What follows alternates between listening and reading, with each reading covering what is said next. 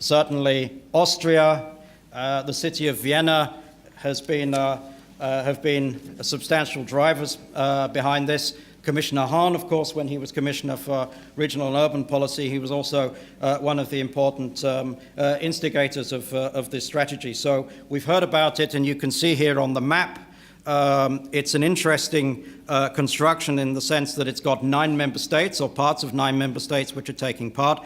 And then we also have the 5 third countries. We have the 3 countries from Serbia, Bosnia-Herzegovina, and Montenegro. And then we also have 2 countries which are part of the European Neighbourhood Policy from the Eastern Partnership, Moldova, and we also have some of the regions, though, the 4 oblasts from Ukraine, which are part of the Danube Basin region. So it's an interesting construction just from the geographical perspective.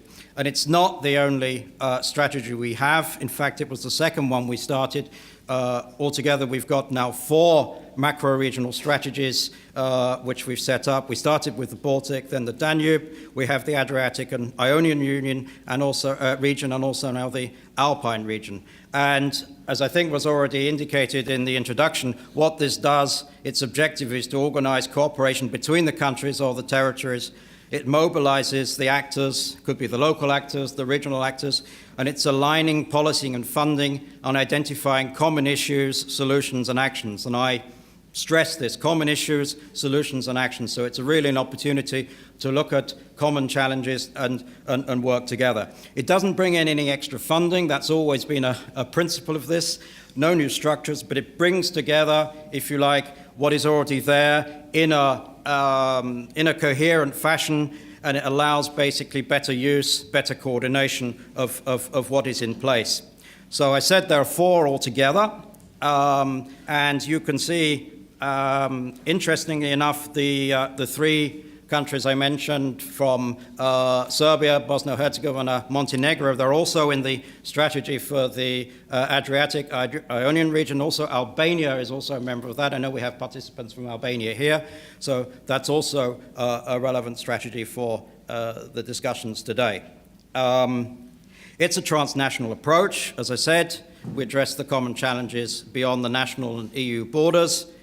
Partnership and inclusion. So all the participating member states can take part in this if they wish. And you also see this multi-level approach. It's a subsidiarity approach. So we try to get all the relevant authorities, all the relevant stakeholders can take part in this. This slide maybe is a little bit difficult to read, but I put this up. This shows a little bit the importance of having the non-EU countries. You'll see from the Council conclusions on the governance of the strategies, it mentioned that this is particularly can help the strategies overall to assist participating candidate and potential candidate countries in their paths towards the EU. So that's one important point. And also in the report which the Commission itself did on the added value of the strategies, we mentioned that this can also be a useful tool for bridging the European Neighbourhood Policy countries, and together with territorial development policies, including those of the European Union. So there's the important linkage. There was mention earlier of the different topics that are covered by the strategy, and I think this diagram is very important. You'll see at the end, the 4th one, you see under strengthening the region, you see institutional capacity and cooperation. But I think the point is here that this is linked to all the others, and I think this is the message that is coming out. You have other areas which are policy areas. You can see under connecting the region, mobility and multimodality. This was mentioned, protecting the environment, building prosperity, the knowledge society, people and skills. So the priority dealing with the institutional capacity is a cross-cutting one, because this really reflects the need that you need to have the public governance capacity really to develop the projects and to develop the policies in the other areas. So that's the logic behind it, behind the different pillars. And then each of these priority areas, they have coordinators. We'll particularly signal the fact that priority 10, as we've already heard, this is being under the responsibility. There are 2 co-coordinators, actually. We have Austria and indeed the city of Vienna, who are particularly important for this, for institutional capacity and cooperation, and they are sharing this with Slovenia. I think what also is interesting on this slide, you can see that some of the non-EU member states are taking some responsibilities for actually coordinating. Austria is working together with Moldova, for example, on people and skills. Recently we had a meeting, we had a conference in Chisinau, which was the first time Moldova organized this together with Austria. So this is a living proof of the inclusion of the non-EU member states, and this gives them really the possibility to discuss these challenges. And you'll see Serbia is also very active. They are working as part of the coordinators on mobility in intermodality, also on the knowledge society. So there's really active participation in terms of coordination of the priorities. Priority Area 10 itself has got some targets. One of them is dealing with improving World Bank governance indicators, and I think later in the discussions this morning, earlier this afternoon, we will get into the issues of global governance indicators. So one of the aims is to improve that. I'll just signal the third and fourth ones here. There is the urban platform for the Danube region. This is one of the existing instruments under the strategy. So one of the aims there is to basically generate, through the exchange of information, for 25% of the stakeholder organizations in this, at least one urban Danube project which will further the aim of better spending. And I mentioned that because I've finished this presentation with a few slides which are not on the Danube strategy but are more general of what we are doing in regional policy at the moment. As you know, regional policy, together with, for example, the funds from DG Employment in the European Social Fund, they make up what we know European cohesion policy, and you're probably aware this is about a third of the whole EU budget, and we run this on a 7-year programming cycle basis.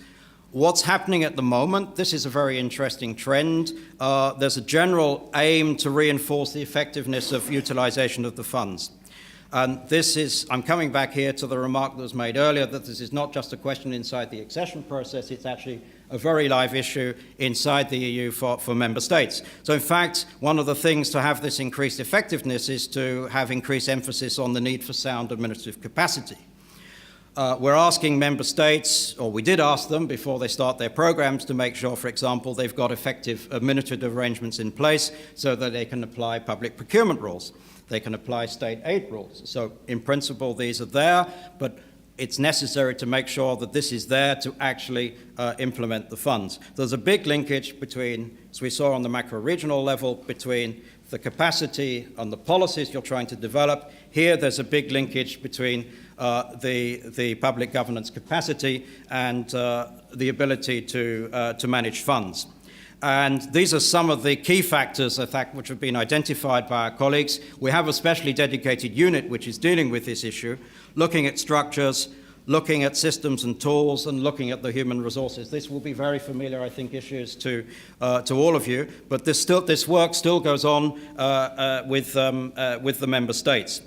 I just put one slide on here. I don't have the time to go into any detail on this, but these are examples of the actions that are actually being carried out at the moment in our service to support administrative capacity building. TAIEX is working also with member states. Very interesting. We have activities there looking at public procurement, financial control, audit issues, this sort of thing. Public procurement action plans. These are in place.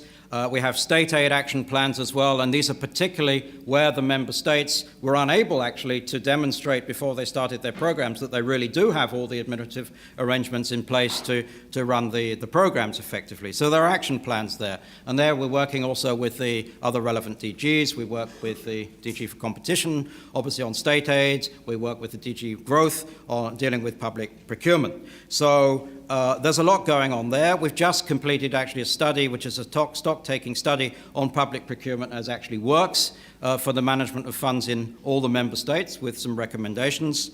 There are workshops going on anti-fraud, anti-corruption. We've started what we call also pilot integrity pacts with a number of member states, which is a lot to do with issues about transparency of procedures, particularly in public procurement. And last but not least, we're working now on what we call a competency framework, basically for management implementation of the European Regional Development Fund, the Cohesion Fund, which we run as well. And this is there to allow the member states or the regions or particular administration to do a self-assessment to see where they have competency gaps. So there's a lot going on. So the general message is it doesn't stop with accession to the EU. The world is changing. The requirements for the funds will also change, maybe become more stringent. We have new requirements. So it's an ongoing story. A very last thing, I want to just signal an initiative we have, which was launched by Commissioner Crețu last year, which he's very attached to. It's a thing we call Lagging Regions Initiative. And this is an initiative looking to see why certain regions are lagging behind. It covers both what we call low growth regions. You find these principally in Southern Europe. It's looking at why these regions are not converging or haven't converged over the last 15, 20 years to the EU average. And a second group are the low-income regions where GDP is very low. So you find this, for example, Eastern Poland, Romania. So what this initiative is covering, it's saying, well, there's a lot of money going in there. There are a lot of investments. These investments are very good, but probably these are not enough. So it's looking to see what are the issues which are possibly causing these regions, nevertheless, despite all the investments, to lag behind.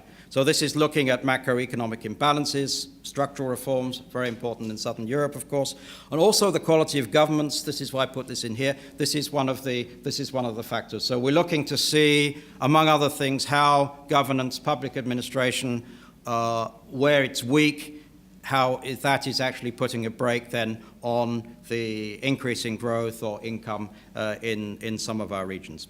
So that, I think, is in a nutshell where we are. So I'd like now to invite Bernard to come over and give his presentation.